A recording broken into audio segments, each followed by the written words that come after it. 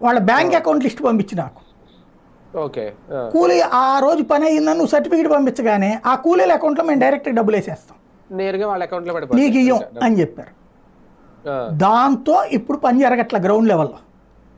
ఆహా, ఓకే. దాంతో ఇప్పుడు వీళ్ళు చెప్పిన లెక్క 11,000 కిలోమీటర్లు ఎంత ఇవ్వాలనుకుంటే 5,000 కూడా కాలేదని ఈనాడే రాసింది. అయితే అసలు విషయం రాయకుండా అందులో ఏదేదో రాసుకొచ్చారు.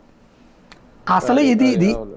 దీంట్లో మేబీ నేను అనుకోవడం చంద్రబాబు గారు ఆ కేంద్ర ప్రభుత్వం దగ్గరికి వెళ్ళి, అయ్యా ఆ డబ్బులు ఏదో ఇచ్చేసేయండి అయ్యా, మీరు వాళ్ళకి అకౌంట్లో వేస్తే మాకు ఇక్కడ పని జరగదయ్యా అని చెప్పుంటారు అది Basic. అదే ఉండొచ్చు.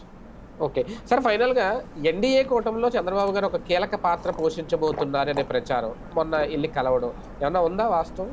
మీరు మరీ ఎక్కువగా కలగంటున్నారండి. తెలుగుదేశం వాళ్ళు కూడా కలగనట్లేదు అది. ఉమ్. ఎందుకంటే ప్రచారం అయితే ప్రచారం కూడా తక్కువే అది. గతంలో అయితే కనుక ఒకప్పుడు ఎన్డీఏ బలహీనంగా ఉన్నప్పుడు సాధ్యం, లేదా నాయకత్వం మొహమాటానికి పోయే నాయకత్వం అప్పట్లో అద్వానీలు అంటే వాజ్పేయి. నెక్స్ట్ వరుసగా ఎలక్షన్లు అయి ఉన్నాయి కాబట్టి బాబు గారు మంచి వ్యూహకర్త, ఆ యాంగిల్లో కూడా ఎన్డీఏ ఆలోచిస్తుంది. అది మరి ఎంతవరకు నిజమో తెలియదు కానీ అందుకని కీలక పాత్ర పోషించారు. ఆయన మంచి వ్యూహకర్త అనే లెక్కనైతే ఆయనే 3 సార్లు ఎందుకు ఓడిపోతాడండి బేసిక్గా? 2004, 2009 ఓడిపోలేదా, 2019లో ఓడిపోలేదా? కాబట్టి వ్యూహాలు వీళ్ళకంటే ముదురులు ఉన్నారు అక్కడ. ఇంకోటి ఇక్కడ కూడా